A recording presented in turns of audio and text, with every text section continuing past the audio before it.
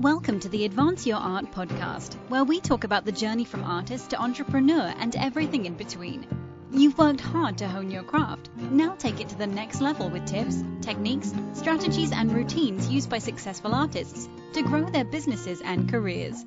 Now, let's get started and have some fun with your host, Yuri Cataldo.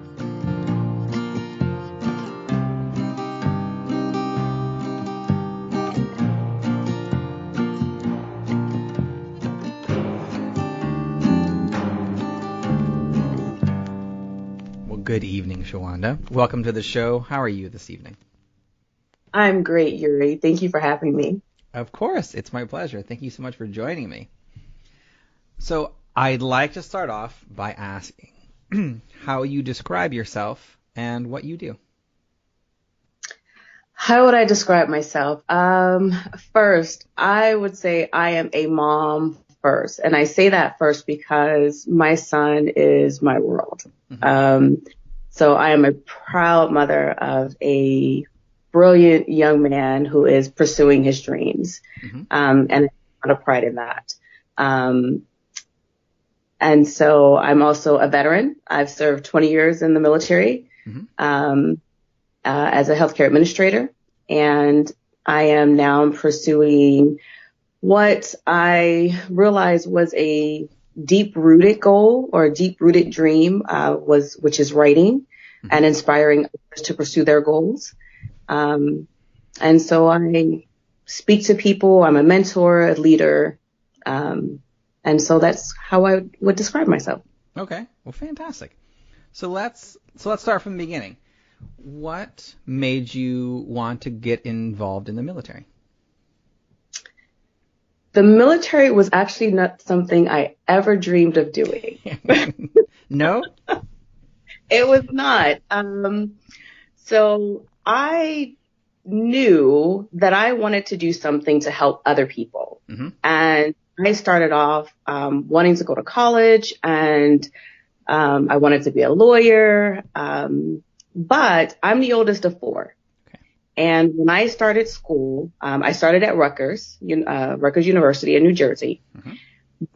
I did not want my parents to have to worry about my education. So I tried to go at it alone. And I said, well, take care of the other children. I'll be fine. Trying to be an adult. Right, I don't know if that's thing or a bad thing, but it was a lot harder than I realized. And so it actually, financially, it wasn't really working out very well for me.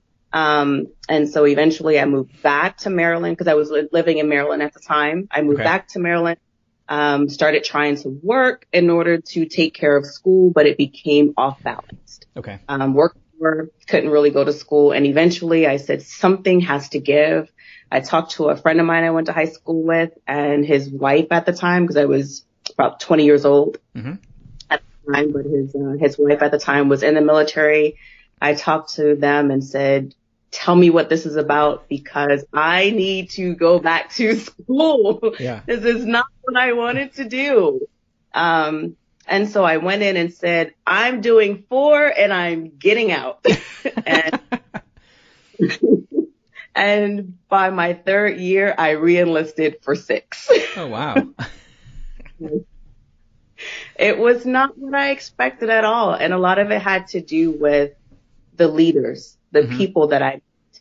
It changed everything, every perception that I had about the Air Force for the people. And so I stayed and did 20. So what were your perceptions before you got in the military then versus what eventually happened, and how your perception was changed when you were in the Air Force? Pretty much how a lot of people perceive the military from movies and news, what we see as far as, it's so strict. You just have people telling you what to do all the time. You don't really have a life. Maybe your life is kind of inside of a box, so to speak. And there's no real freedom to be yourself. And I really thought that's what it was about. And I still had that. So I grew up in New Jersey. And so I still had this Jersey mentality of you're not tell me what to do. No one's going to tell me what to do. If someone yells at me, I'm going to yell back, So I was like, I can't do the military. Mm-hmm. But when I went in, I was married at the time. And the first thing that happened when I came in, shortly after I got to my first Air Force base, which was at Luke, my grandmother passed away. And the people that were there, my supervisors, they were so supportive. Mm-hmm. But it was going to be so hard for me to get home. And my grandmother was very, very close to me. I had taken care of her for a while before I came in. And they did everything they could to help me get home, including pay for my airfare. Wow. To get home. And I would have never expected that. Mm-hmm. That's just not something I would have expected ever. Yeah. And I was like, this is the military, I'm thinking this is the military. So I went home and was with my grandmother, helped lay my grandmother to rest and came back. And even when I came back, it's still that familyness was still there. Mm-hmm. It was okay, talk to me about, and they asked me questions, very personal questions about my grandmother and that relationship. And I never expected that.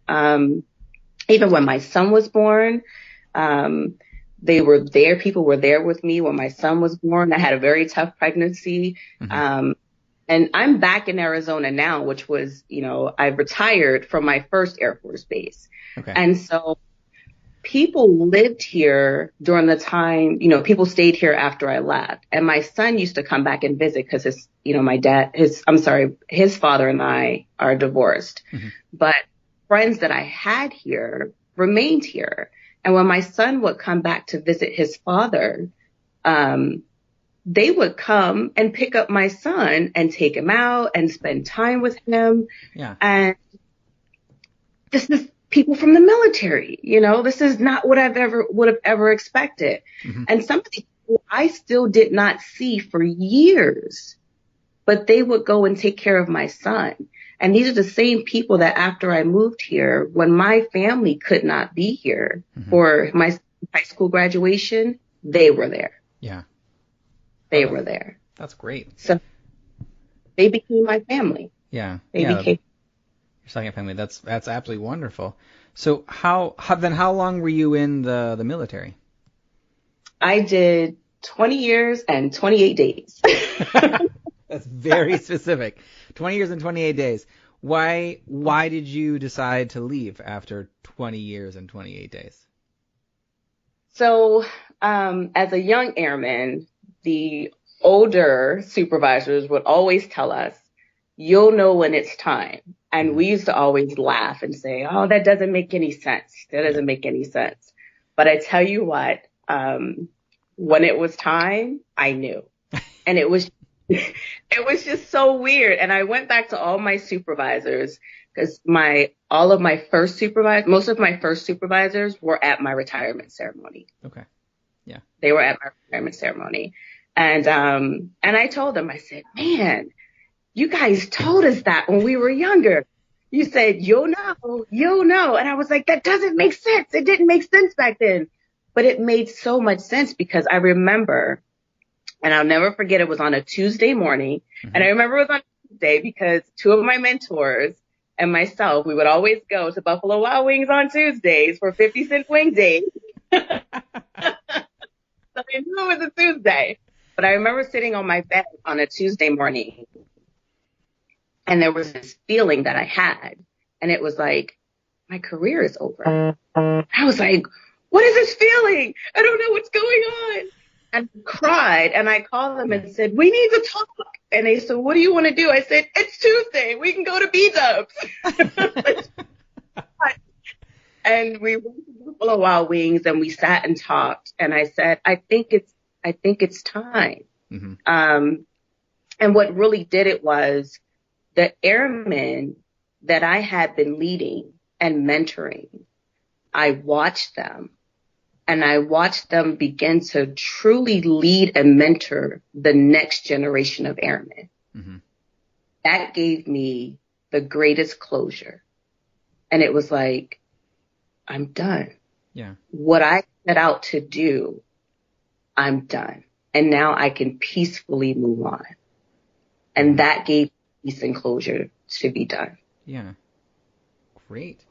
So what did you do next then? So there were two things that I truly wanted to do after I retired. And I still wanted to kind of work in some type of compliance when I retired. And so I was hired by a company, which we won't name names, but I was hired by a very well-known company before I retired. Okay. So I work in their compliance department. And I was super excited. And I started there really before I retired. I was still kind of what they call on terminal leave. Okay. I worked there for a while. And whatever projects they gave to me, I finished them very quickly. Mm-hmm. It was an adjustment. We're used to doing so much on active duty. We're used to multitasking. Mm-hmm. You know, whatever job we have, we're used to getting so many other things that we have to do and so many projects to manage. Yeah. And so whenever I'm given something, it was, oh, well, you know, you have about 4 or 5 weeks to do this. And I was like, okay. And then I'd be done within like a couple of days or within like a week or two. And I'm like, is there something else you want me to do? You know? Right. So, so I actually worked there for a few months, and then I got a little bored. I kind of need something to do. I'm kind of over this. Mm-hmm. And so I applied somewhere else and ran a medical center. Did that for a few months, and things were going well, and kind of came off of there. And then started working for myself. I was like, you know, this is not quite what I had in mind when I was thinking retirement. I think I was tied more to a laptop and a cell phone more so than I was when I was, you know, kind of working a bigger center when I was on activity. So the work balance life was not that great. So it really wasn't the best place for me to be. Yeah. And so that just really didn't work out for the long term. Sure. So when you say you started working for yourself, what does that mean? What did you start doing then with your time? Well, to start, I really had to take a step back and think about what it was that was going to make me happy. Was it the money? Was it the time back for myself? You know, what is it that I wanted out of life? What did I think that was going to make me successful? At one time it was like, you know, yeah, it would be so great to make a 6-figure salary. Yeah. But I will tell you, after I retired from the military and I started making a lot of money and I started looking at my check and realized that most of it was going into the government. I was like, this is a joke. My feelings were kind of hurt. So, you know, it was great, but most of it was not really coming to me. Yeah. But what I really got out of what I was doing was how I was helping other people. Mm-hmm. And while the money was great, the fulfillment was coming out of the lives that were being changed. So, I took a step back and I started working more at my church and I started working with the youth. Okay. We started working on a personal and professional development program, which I thought was, you know, really, really needed at the church. They had an entrepreneurial program, which they thought was not working very well. And I was like, yeah, it's not working very well because people have ideas of being entrepreneurs, but they don't have the tools to be entrepreneurs. So you're chasing people down for them to start a business, but you never gave them the tools to start a business. So you got to, you know, give them a foundation. Right. So for me, that was that starting point of, something's kind of growing here. Mm-hmm. So we started working